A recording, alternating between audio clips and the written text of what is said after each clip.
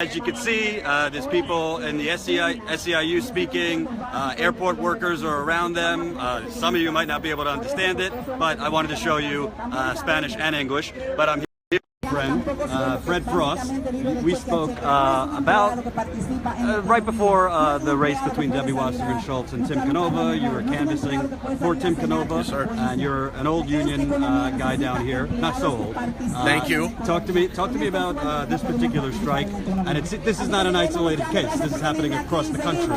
You have these companies essentially trying to, give health insurance, which is essentially like $100 discount off their hourly wages. It's just fake insurance.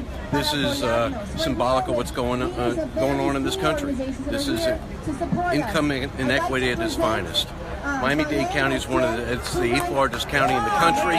We're one of the richest counties, as you know. Star Island, we have the millionaires here, the billionaires here, but we also have probably one of the most impoverished counties in the world. And these folks barely can make a living wage here. I was part of the living wage in 1999. We thought we had set the bar, think of the connotation, living wage, so people can afford to live here and maybe even prosper, for goodness sakes. But these companies play a shenanigans game, a shell game, and they circumvent them. They give them fake insurance. And these people have to work 80 hours a week to afford a one-bedroom apartment in Dade County. That's despicable. So we're here as other unions. I'm with the Communication Workers Union of America. We have 10,000 members at the airport. We're going to do everything we can to support these people because the weakest link is right here, and we're not going to let that break. I was watching one of the examples of an airport worker who went to the emergency room. I think his bill was $4,000, and this insurance covered $100. Yeah, $100. $100. How did they get away with? How legally could they get away with that? What the lobbyist for Ultra Air says is that they do have insurance and that it's good insurance. It's not. It's fake insurance. When we initially started the living wage ordinance, it was a bar that you would pay somebody, like in this case, $15 an hour without insurance. Companies that were giving insurance, real insurance, would pay $12. These people are forcing them on this fake insurance so they can pay the $12 freaking dollars, and that's why these people are said enough is enough. They're throwing their gloves down and they're ready to freaking fight. And now we're seeing in obviously the Senate them putting forth. I mean, the only thing you could call this Senate bill is social Darwinism on steroids. They're basically tossing children, disabled people, all the vulnerable out, and they're just very transparently giving a tax cut to millionaires. What's the fact that you already have this going on under Obamacare, technically, what does that say for what is being proposed nationally? Folks, what's going on right here in Miami-Dade is what's coming for this rest of the country if this stuff goes through. You have these, they did all the senators behind closed doors. My personal belief is Big Pharma, Big Insurance wrote that bill. It used to be back in the day that they used to hide stuff. They used to call it good acronyms about quality health care and things of that nature. They're going for the jugular now. We are becoming two Americas, a rich America and the people that are barely surviving. This exemplifies that. And if we can't, as regular middle class people, like I think I'm hanging by a thread and most people out here, if we can't support these people that aspire to middle class, we're all going down. What I find needs to be said, of course, it's the Republicans doing this in many cases. You just saw in California, the House Speaker stopped single payer. He's a Democrat. It passed through the Senate.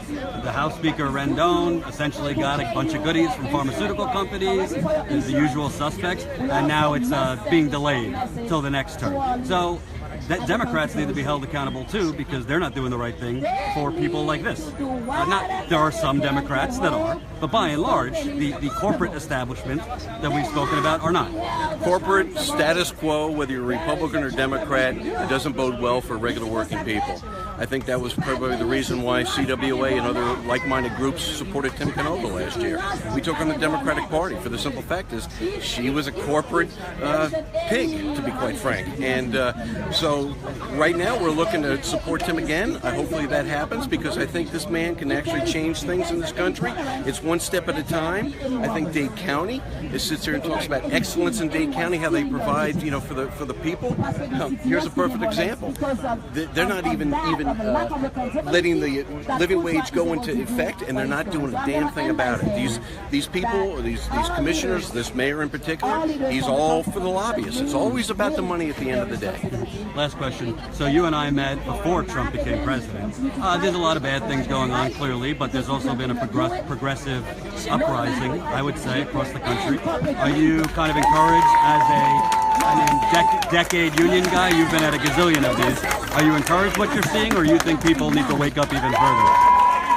I'm always blunt honest, Jordan. I think the labor movement's got to wake up.